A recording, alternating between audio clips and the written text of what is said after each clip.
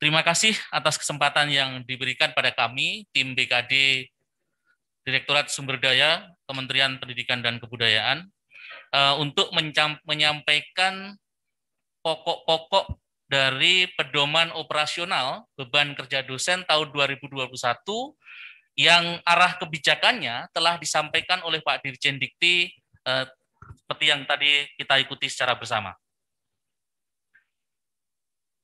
Mohon izin untuk selanjutnya saya share slide.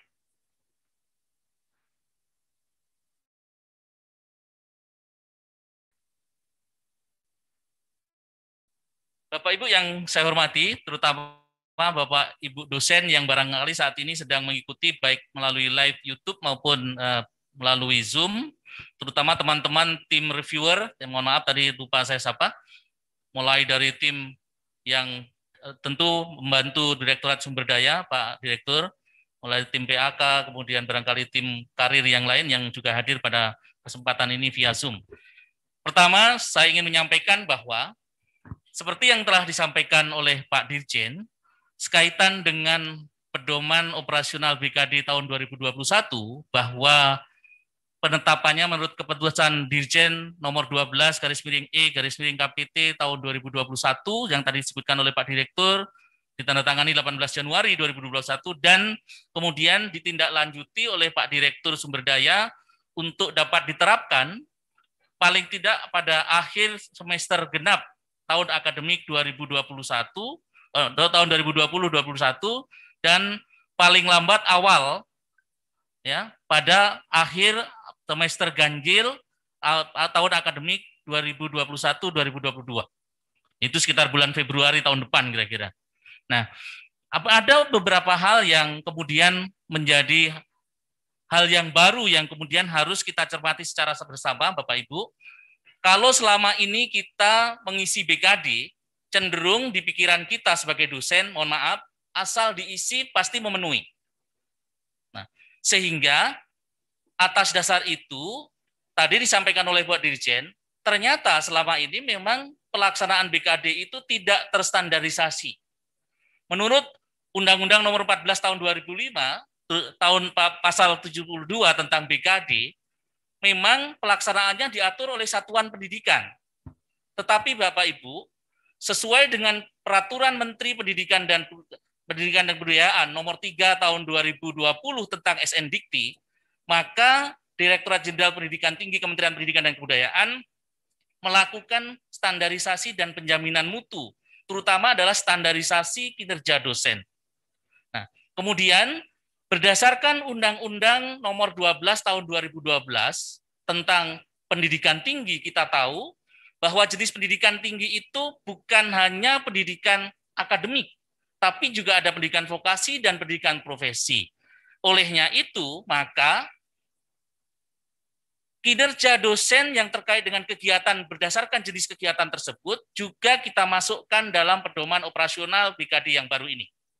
Nah, kemudian berdasarkan keputusan Dirjen Dikti yang sudah kita ketahui bersama, maka kemudian dirumuskanlah pedoman operasional beban kerja dosen tahun 2021, di mana standarisasi dan penjaminan mutu BKD ditetapkan, supaya kalau dosen sudah memenuhi BKD-nya untuk setiap semester, maka secara akumulasi pada sekian tahun akan dapat kemudian menentukan karirnya.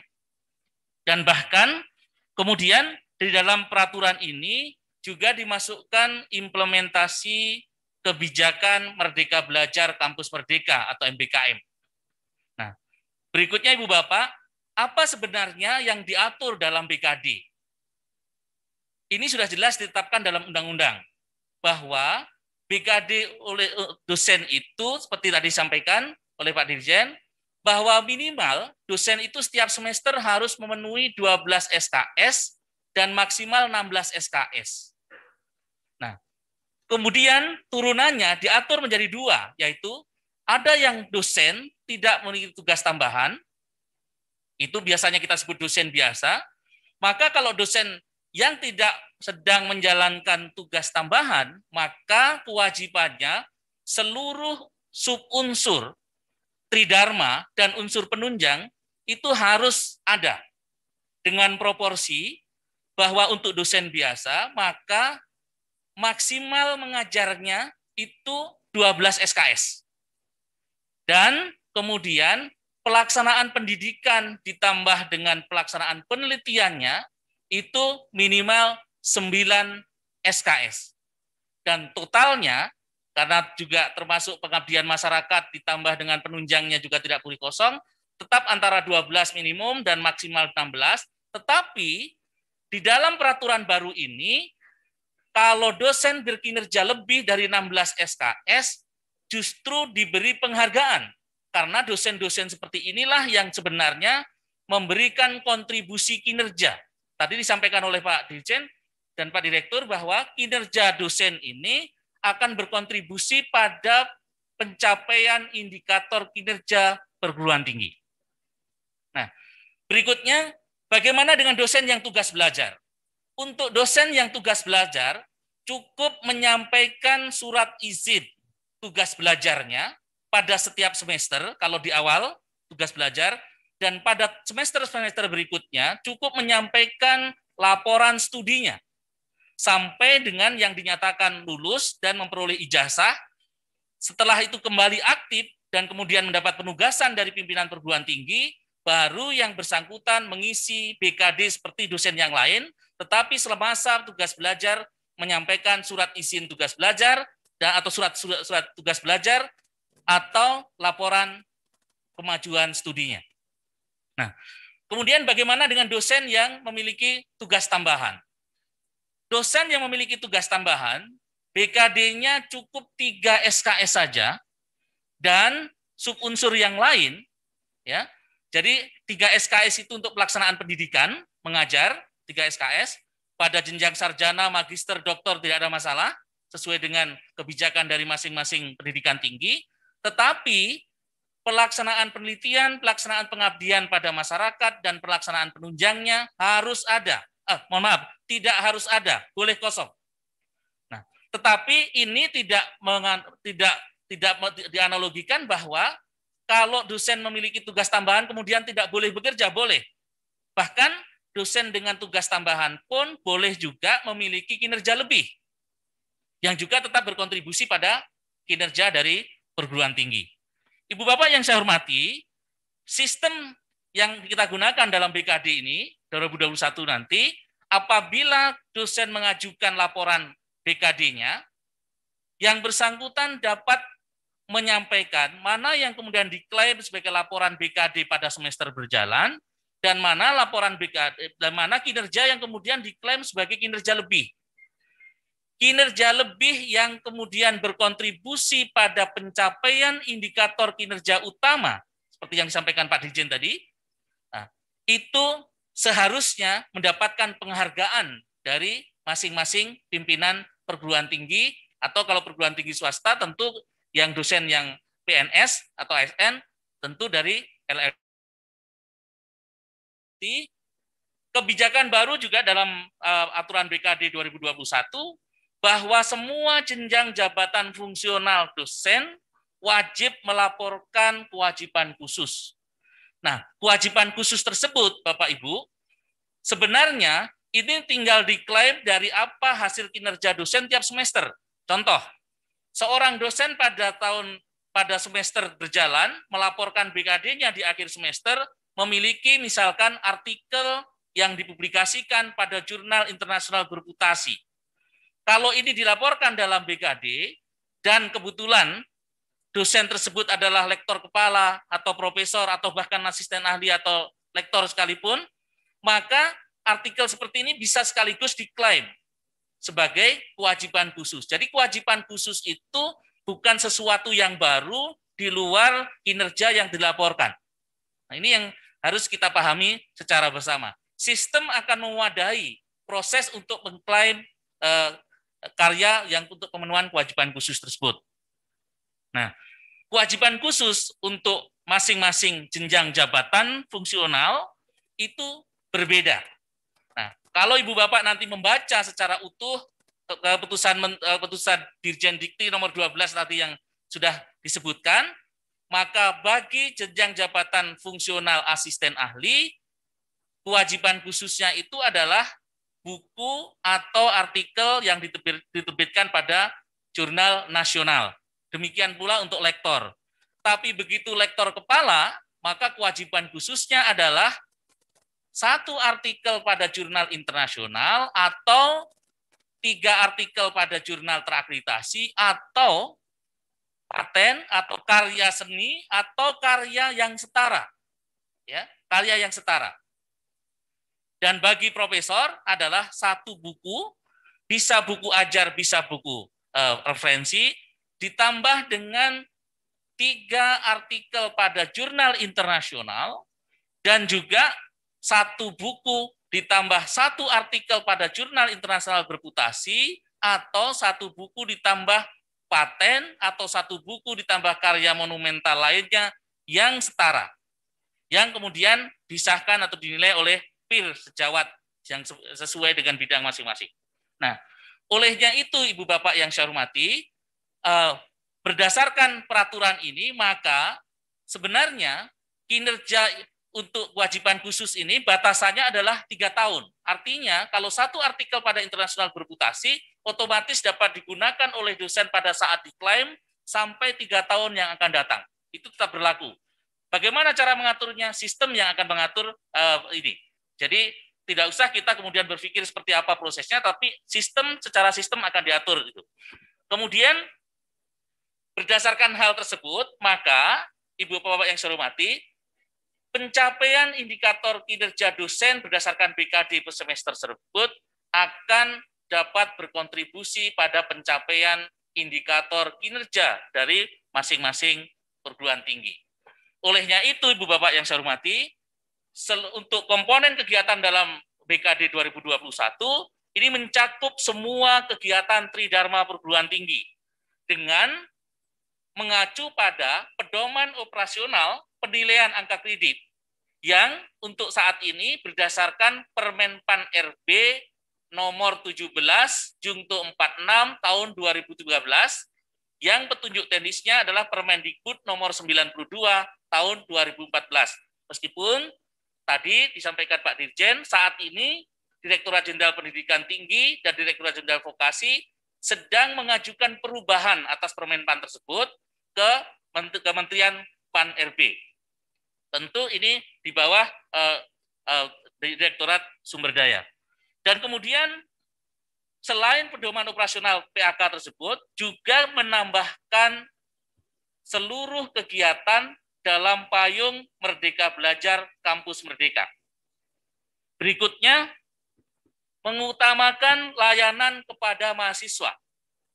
Jadi tadi Pak Dirjen mengatakan, kalau pada masa lalu seorang dosen membimbing mahasiswa, kemudian sampai berhasil menjuarai kompetisi tingkat internasional misalkan, itu sangat operasional BKD 2021, ini sangat besar, bahkan sepadan dengan kalau publikasi di jurnal internasional berputasi. Tetapi yang diakui, karena di Kementerian Pendidikan dan Kebudayaan ini memiliki pusat karir, pusat prestasi nasional.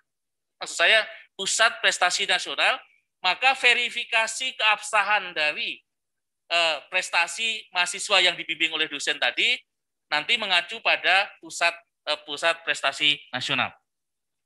Kemudian memberi penghargaan kegiatan yang sesuai dengan indikator kinerja utama perguruan tinggi. Ibu Bapak yang saya hormati, nanti akan kita jelaskan bahwa ternyata berdasarkan pedoman operasional baru ini, dari 8 indikator kinerja perguruan tinggi, ada 7 indikator kinerja dosen yang kemudian related, terkait langsung dengan pencapaian indikator kinerja utama. Kecuali indikator kinerja utama pertama, ya tentang lulusan. Kenapa? Karena lulusan ini adalah perpaduan dari seluruh kegiatan di dalam manajemen perguruan tinggi. Nah, Ibu Bapak yang saya hormati, jumlah kegiatan tiap subunsur, seperti kita tahu, kalau kita sudah terbiasa dengan yang di PAK, maka untuk pendidikan formal itu ada 2 di sana, dan sertifikat diklat. 2 kegiatan maksudnya. Kemudian untuk pelaksanaan pendidikan itu ada 14. Kenapa bertambah? Nanti kita lihat yang bertambah di mana. Pelaksanaan penelitian C itu ada 9 kegiatan. Dan untuk pelaksanaan pengabdian kepada masyarakat itu ada 7 kegiatan. Kemudian yang di PAK itu ada 10 kegiatan. Nah, harapannya dari kegiatan-kegiatan dosen tersebut, ini sekali lagi berkontribusi pada pencapaian indikator kinerja utama perguruan tinggi. Nah, selanjutnya mohon perkenan saya untuk menyampaikan secara ringkas dan nanti secara lengkapnya Ibu Bapak dapat membaca pada keputusan Dirjen nomor 12 2021 tentang rubrik BKD tahun 2021. Ibu Bapak yang saya hormati, rubrik BKD tahun 2021 ini yang pertama adalah melaksanakan perkuliahan. Nah, kalau Ibu lihat di sini ada kegiatan nomor 1, ya, kegiatan nomor 3, kemudian kegiatan nomor 6, kegiatan nomor 8, nomor 12, 13, dan 14, warna hijau atau biru gitu ya, biru muda atau hijau gitu, hijau. Ini adalah kegiatan-kegiatan yang hasil implementasi kebijakan Merdeka Belajar Kampus Merdeka. Nah, juga berapa SKS kinerjanya? SKS kinerja ini tidak dibedakan kalau Ibu Bapak dosen mengajar mulai dari jenjang sarjana sampai jenjang doktor. Jadi 1 SKS diakui 1 SKS. Tetapi kemudian 1 SKS yang dimaksud berbeda untuk setiap jenis pendidikan tinggi. Jadi akademik, vokasi, profesi, pola pendidikannya berbeda. Tetapi kalau satuan pendidikan sudah menentukan itu adalah 1 SKS, maka kementerian akan mengakui itu. Tentu berdasarkan standar yang telah ditentukan. Nah, apa yang berbeda? Yang pertama, penekanannya adalah student center learning. Yang tadi disebutkan oleh Pak Dirjen adalah case studying, ya, dan project based learning. 3 hal itu diutamakan. Kenapa? Karena dari 3 hal tersebut, interaksi antara dosen dengan mahasiswa itu diutamakan, dan kemudian bagaimana mahasiswa mengeksplorasi diri untuk menemukan sesuatu itu diutamakan, menjadi proporsi yang besar. Kemudian Ibu Bapak yang saya hormati, yang warna hijau berikutnya adalah jika Bapak Ibu dosen membimbing KKN nyata, praktek kerja lapangan, ya, termasuk di situ adalah magang, kemudian kuliah berbasis penelitian dan seterusnya. Tetapi Ibu Bapak, kalau Ibu Bapak bandingkan nanti antara kegiatan ketiga dengan kegiatan ke-13, ini sengaja disandingkan antara 3 dan 13 supaya mudah dikenali. Kalau kegiatan ketiga ini, dosen membimbing mahasiswa, tetapi dosen tersebut masih bisa melaksanakan kegiatan yang lain. Masih bisa meneliti, masih bisa mengajar, dan seterusnya. Tetapi begitu kegiatan yang 13, dosen betul-betul atas surat tugas dari pimpinan perguruan tinggi yang kemudian itu memenuhi sesuai kriteria dari Kementerian Pendidikan dan Kebudayaan, betul-betul mendampingi mahasiswa di luar kampus. Maka kemudian kalau Bapak Ibu lihat, di sini SKS-nya adalah sangat besar, antara 5 sampai 12 SKS. Kenapa harus 12 SKS? Karena 12 SKS, seperti tadi saya sampaikan di awal, adalah SKS maksimal dosen mengajar dalam 1 semester. Nah, ini yang mohon Bapak Ibu dapat kita pahami secara bersama. Dan kemudian pada bagian kegiatan yang ke-6, yang penting-penting yang saya sampaikan, ke-6, yaitu dosen membina kegiatan mahasiswa untuk mencapai prestasi tingkat nasional atau internasional, ini juga sangat tinggi, antara 2 sampai 10 SKS. Kira-kira kalau 2 itu Bapak Ibu, kalau kita konversi ke dalam bentuk angka kredit untuk yang karir dosen, itu 10 itu kira-kira sama dengan 40 angka kredit. Jadi 40 angka kredit itu kira-kira sama dengan kalau kita dosen publikasi pada jurnal internasional bereputasi. Jadi usaha dosen untuk membina mahasiswa mencapai mendapatkan rekognisi internasional berprestasi internasional ini sama halnya dengan dosen melakukan penelitian dan kemudian mempublikasikan karyanya sebagai pengembangan ilmu di internasional bereputasi. Nah, kemudian juga kegiatan melaksanakan pengembangan diri untuk meningkatkan kompetensi dan memperoleh sertifikasi profesi. Demikian pula ini pengakuannya juga sangat besar SKS-nya. Dari 0,15 sampai 12 SKS. Kenapa ada 0,15 Bapak Ibu? Ini kalau kemudian kegiatannya hanya dilaksanakan paling tidak 8 sampai 10 jam saja. Tetapi yang 12 SKS itu setara kalau kegiatan itu untuk mendapatkan ijazah tingkat doktor, kualifikasi doktor, itu yang tertinggi. Itu 12 SKS. Saya kira seperti itu. Nah, kemudian Ibu Bapak yang saya hormati, saya melangkah pada pelaksanaan penelitian. Ini meliputi 9 kegiatan dan kegiatan yang ada warna hijau ini adalah kegiatan-kegiatan yang penekanannya Merdeka Belajar Kampus Merdeka dan pencapaian penetapan indikator kinerja utama perguruan tinggi. Apa itu Bapak Ibu? Yaitu 1, menghasilkan karya ilmiah sesuai dengan bidang ilmunya. Di sana kalau Bapak Ibu baca dalam 8 IKU itu ada salah satu IKU bahwa kalau dosen menghasilkan karya yang mendapatkan rekognisi internasional itu akan memenuhi IKU perguruan tinggi.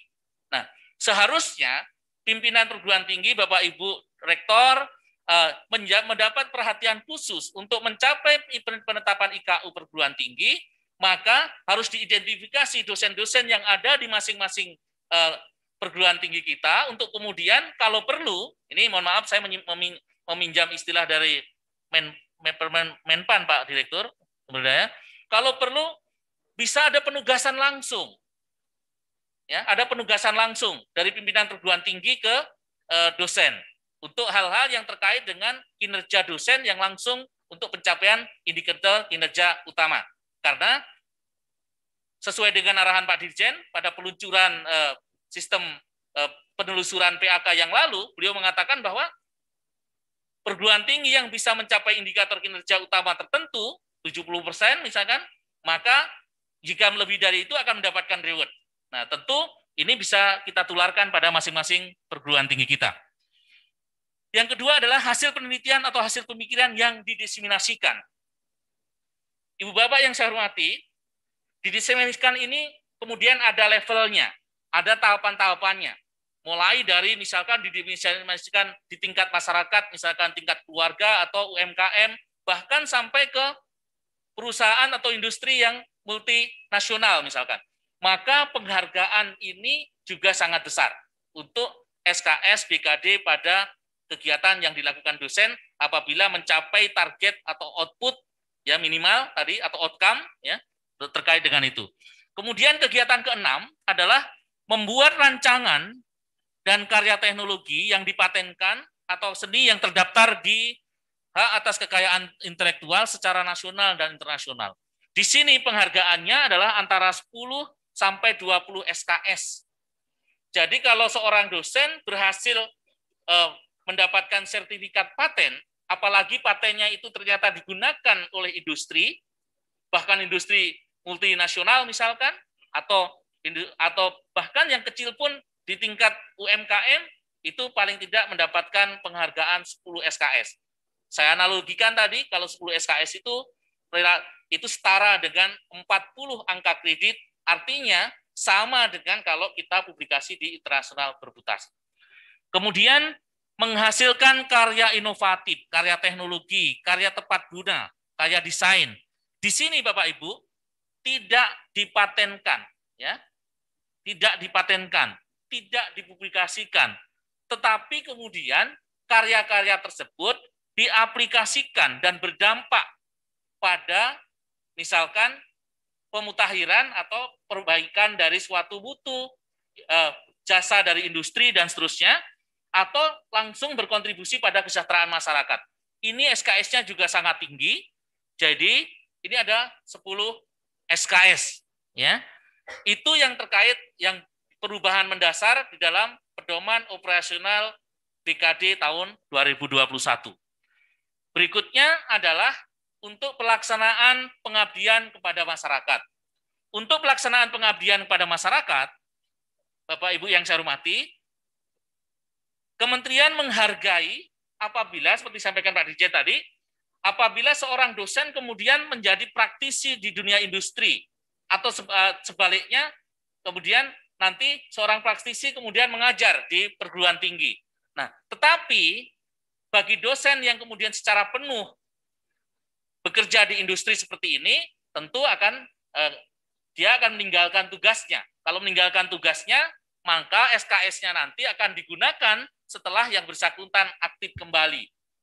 Sama halnya ini kalau kemudian seorang dosen menduduki jabatan struktural, ya, paling tidak jabatan tinggi madya barangkali seperti itu. Itu juga yang bersangkutan tidak aktif sebagai dosen. Nanti SKS kinerjanya digunakan setelah yang bersangkutan aktif kembali menjadi dosen.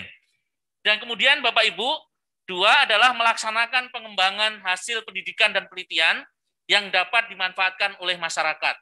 Ya, yang dapat dimanfaatkan oleh masyarakat ini juga dihargai tinggi SKS-nya.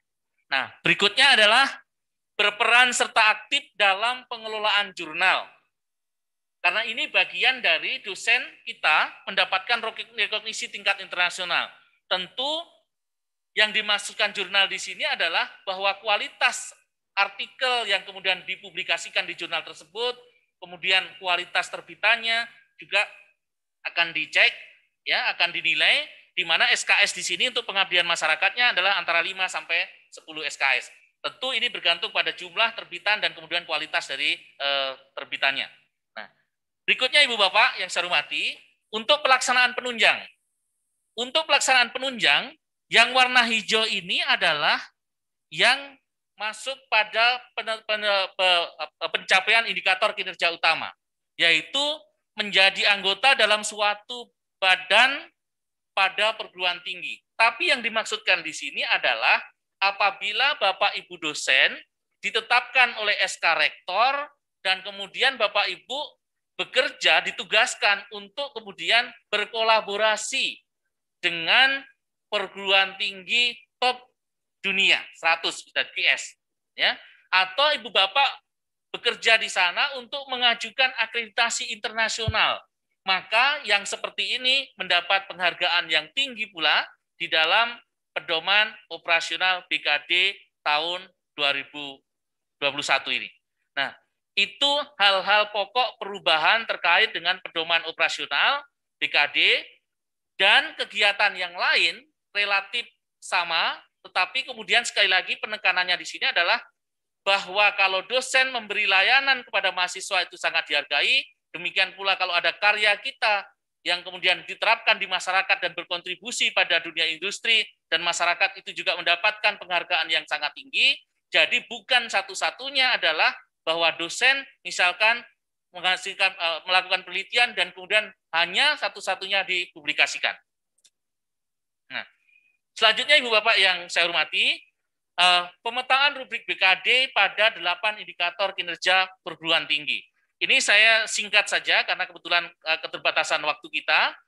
Jadi seperti yang telah dijelaskan oleh Pak Dirjen, bahwa dari 8 indikator kinerja utama perguruan tinggi yang sudah ditandatangan kontrak kinerjanya antara Pak Dirjen dengan Bapak Ibu Rektor dan Bapak Ibu Kepala LLDikti, ternyata dosen berkontribusi pada 7 indikator kinerja utama, yaitu mulai dari indikator kinerja utama kedua, ketiga, keempat, kelima, keenam, ketujuh, dan ke-8.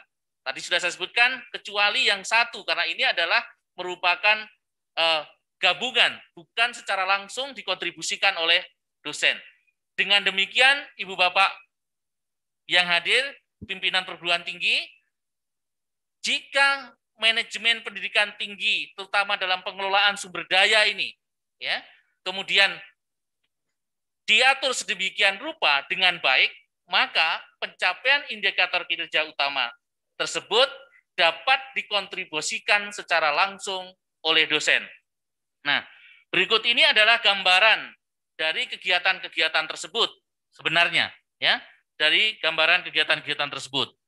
Di antaranya adalah misalkan untuk dosen membimbing kegiatan mahasiswa menghasilkan produk saintifik, membimbing mahasiswa mengikuti kompetisi di bidang akademik dan kemahasiswaan. Ini berkontribusi pada indikator kinerja utama kedua. Kemudian, dosen dengan pengalaman kerja di kategori organisasi yang diakui oleh Kementerian Pendidikan dan Kebudayaan. Ini berkontribusi pada indikator kinerja utama ketiga. Kemudian, dosen mengikuti kegiatan detachering atau pencangkokan di luar institusi pada perguruan tinggi QS 100 atau sebagai praktisi di dunia industri. Ini juga berkontribusi pada pencapaian IKU ketiga. Nah, Ibu Bapak yang saya hormati, termasuk tadi membimbing mahasiswa berkegiatan dalam implementasi MBKM, ini juga berkontribusi pada IKU ketiga.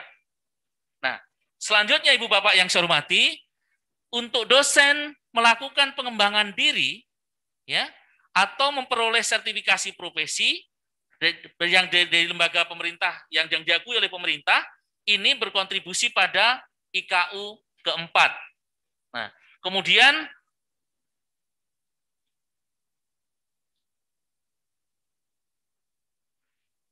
perguruan tinggi merekrut dosen dengan pengalaman kerja di kategori organisasi yang diakui Kementerian Pendidikan dan Kebudayaan atau dari kalangan industri misalkan.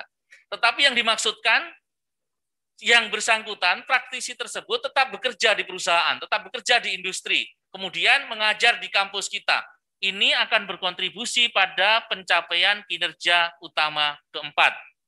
Nah, Ibu Bapak yang saya hormati, kemudian kalau dosen melaksanakan penelitian atau hasil pemikiran yang digagasikan, ini berkontribusi pada indikator kinerja kelima, terutama adalah dosen mendapat rekognisi internasional. Selanjutnya, melaksanakan penelitian pemikiran yang didiseminasikan. Tadi sudah saya sebutkan, ini SKS-nya sangat tinggi, ini berkontribusi pada indikator kinerja kelima, yaitu jumlah luaran penelitian dan pengabdian kepada masyarakat yang berhasil mendapatkan rekognisi internasional dan diterapkan oleh masyarakat per jumlah dosen. Nah, berikutnya, ini masih ada untuk yang kontribusi kinerja dosen untuk indikator kinerja kelima ini sangat banyak, ya. Kemudian indikator keenam adalah merencanakan atau menjadi bagian dari tim perencana kemitraan program studi dengan mitra kelas dunia. Ini berkontribusi pada pencapaian indikator kinerja ke-6.